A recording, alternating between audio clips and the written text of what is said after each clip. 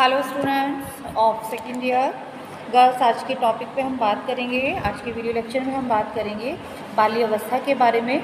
देखिए, इससे पहले वीडियो में हमने बात की थी, लेक्चर में हमने बात की थी बाल विकास के बारे में। मैंने आपको बताया था कि बाल विकास के महत्व के बारे में, कि बाल विकास का क्या महत्व है। जैसे कि मानव विकास के अंतर्गत जो है जो मनुष्य की विभिन्न अवस्थाओं का अध्ययन किया जाता है।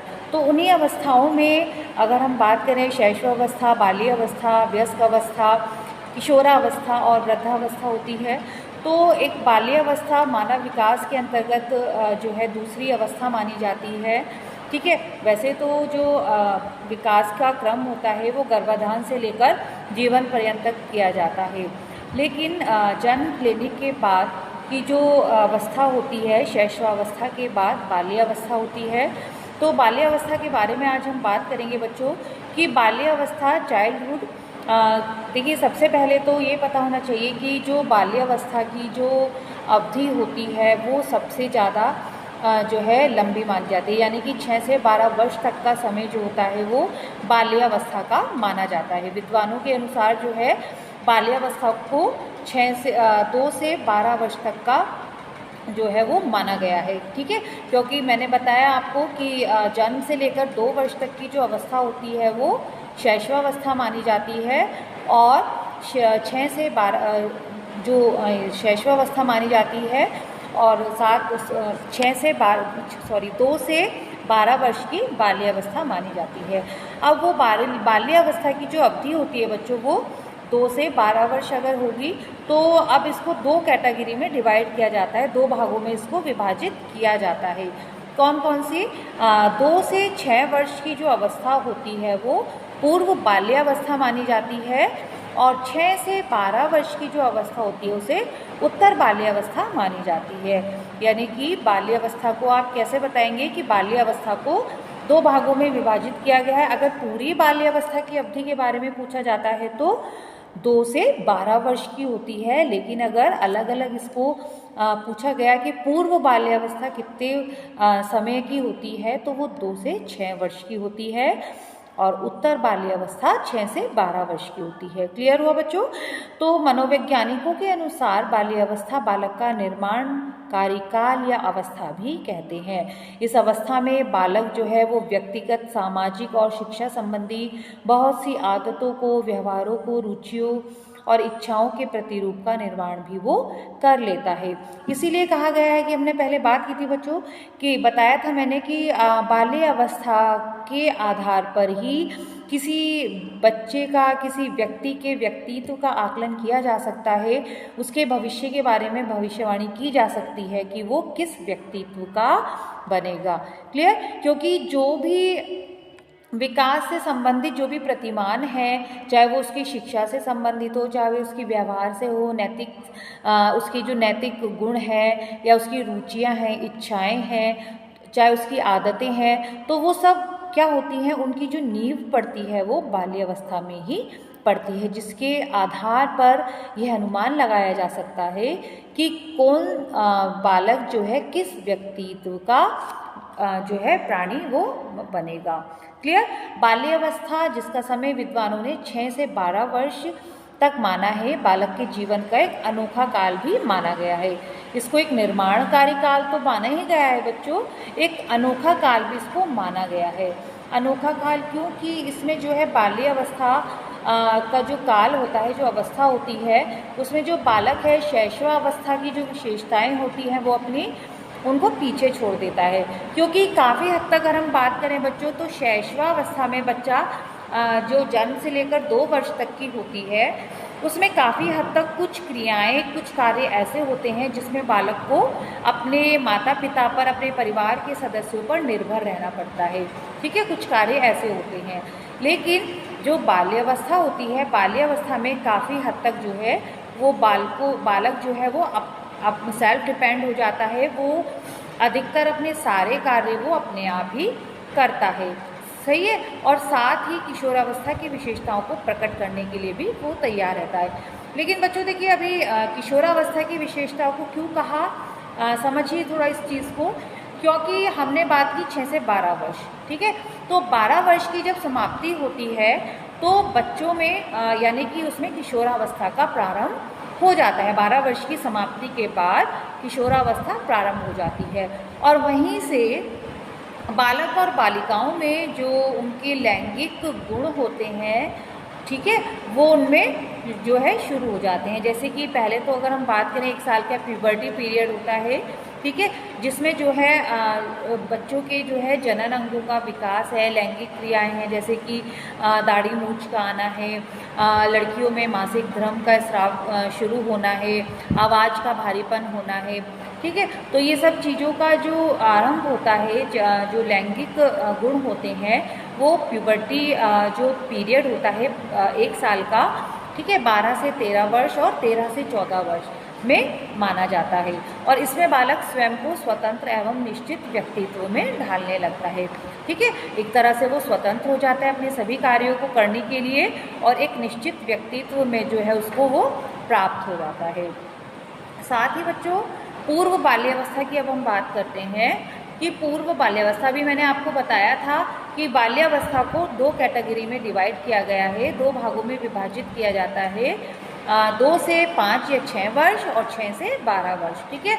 सामान्यतः जो 2 से 5 वर्ष तक की अवस्था पूर्व बाल्यावस्था कहलाती है, और यह सर्वविदित है कि बालकों के शारीरिक, मानसिक, संवेगात्मक, बौद्धिक और संवेगात्मक विकास के लिए जो अवस्था होती है वो बहुत महत्वपूर्ण मानी जाती है। यानी कि काफ़ी हद तक जो सारे विकास की जो मानक हैं, शारीरिक विकास है, मानसिक है, ये जो है इस अवस्था में जो है आरंभ हो जाते हैं। इसलिए उनके सर्वोत्तम विकास और उनकी संपूर्ण समृद्धि मुख्य रूप से पोषण की गुणवत्ता पर, ठीक है, समुचित मात्रा में वो उपलब्ध होने पर निर्भर करती है। क्यों? क्योंकि जब तक बच्चे को अच्छा उचित पोषण आहार नहीं मिलेगा, जो है गुणवत्ता पोषण की उसकी गुणवत्ता नहीं होगी, ठीक है, एक बैलेंस डाइट उसको नहीं मिलेगी, समुचित मात्रा में नहीं मिलेगी, तो इससे क्या होगा, उसका विकास और वृद्धि दोनों ही प्रभावित होती हैं, ठीक है।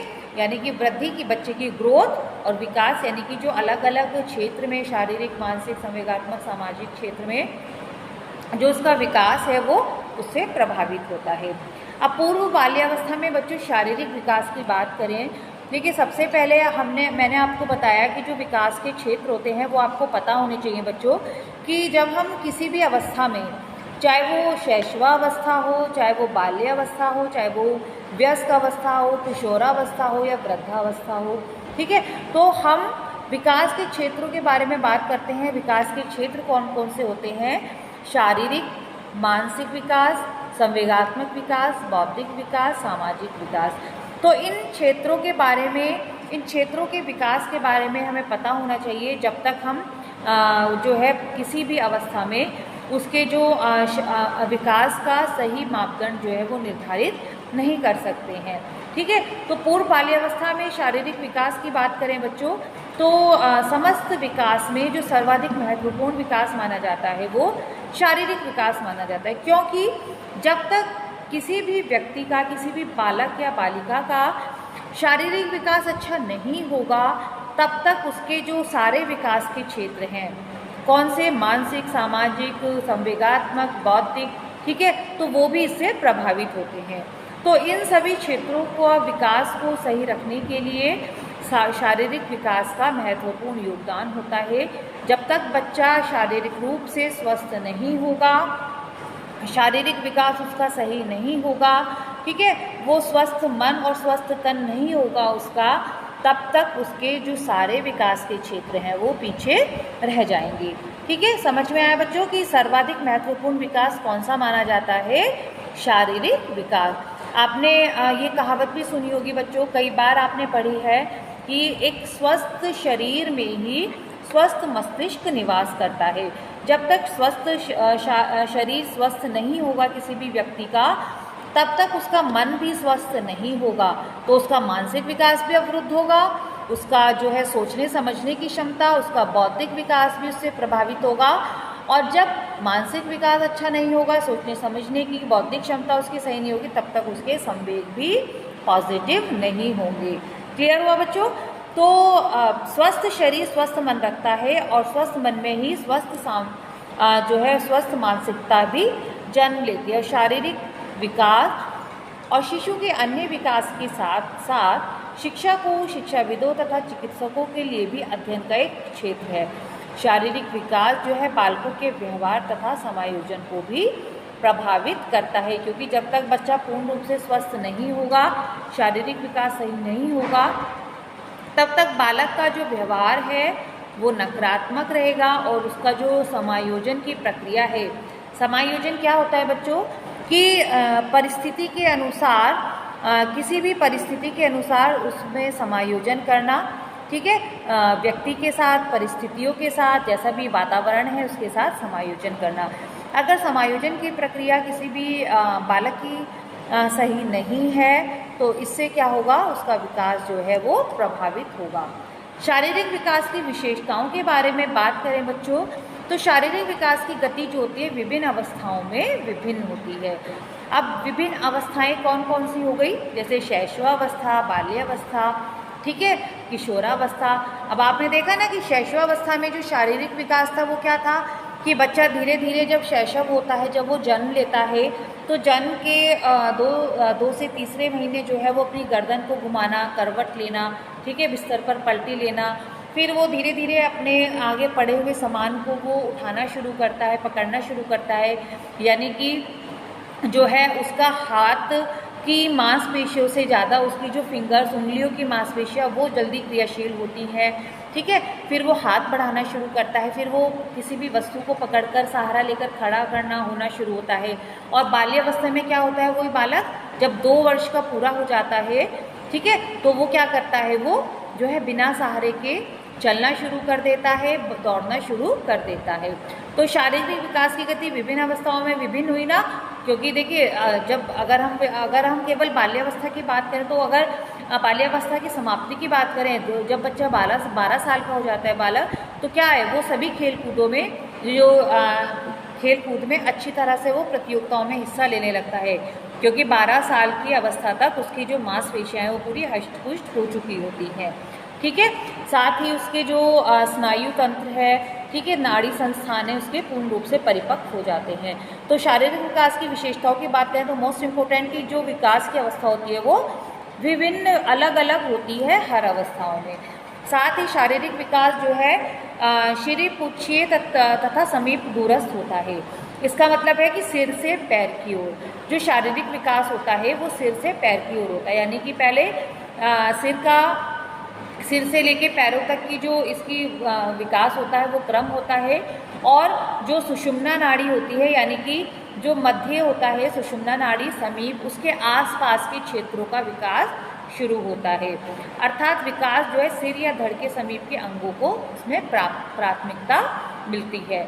शारीरिक अभिवृद्धि एवं विकास में व्यक्तिगत विभिन्नता भी पाई जाती है। अब व्यक्तिगत विभिन्नता क्या हुई बच्चों कि हर एक बालक और बालिका का उसकी अवस्था के अनुसार विकास, अभिवृद्धि और विकास अलग अलग होता है। कोई बालक 2 साल का है या बालिका 2 साल की है, तो वो ज़रूरी नहीं है कि वो जैसे कि हर एक बालक सहारा लेकर चलना शुरू कर दिया तो वो भी चलना शुरू कर दे, ठीक है, या उसकी वजन या हाइट जो है हर एक बच्चे की एक सी रहती है। हर एक बच्चे का जो वृद्धि और विकास है वो अलग अलग होता है। और शारीरिक विकास को लैंगिक विभिन्नता भी प्रभावित करती है। लैंगिक विभिन्नता क्या हुई बच्चों कि बालक और बालिका यानी कि लड़का और लड़की की जो विकास का जो विकास क्रम होता है वो भी अलग अलग होता है, ठीक है। देखा जाए तो जो बालक होते हैं उनमें जो क्रिया कौशल का विकास है, मांसपेशियों में सुदृढ़ता है, वो पहले शुरू जल्दी हो जाती है, जबकि बालिकाओं में वो देर से शुरू होती है। जबकि अगर हम लैंगिक गुणों के विकास की बात करें, प्यूबर्टी की, तो वो बालिकाओं में जल्दी शुरू हो जाती है और बॉयज़ में देर से शुरू होती है, बालकों में देर से शुरू होती है। तो लैंगिक विभिन्नता का क्या अर्थ हुआ कि बालक और बालिका के विकास में भी अंतर पाया जाता है। तो गाइस आज के टॉपिक में हम इतना ही देखेंगे कि बाल्यावस्था को 2 भागों में विभाजित किया गया है, पूर्व बाल्यावस्था और उत्तर बाल्यावस्था। साथ ही हमने इसकी विशेषताओं के बारे में पढ़ा कि शारीरिक विकास की क्या विशेषताएं होती हैं। इम्पोर्टेंट टॉपिक है बच्चों, ये 4 पॉइंट्स आप आराम से इसको समझकर मैंने जो समझाया वो आप देखेंगे और उसको नोट डाउन करेंगे। साथ ही अगर आपकी कोई क्वेरी है तो हम जूम क्लास में उसको डिस्कस करेंगे गर्ल्स। ओके गर्ल्स, मिलते हैं नेक्स्ट वीडियो में, नेक्स्ट लेक्चर में। Thank you.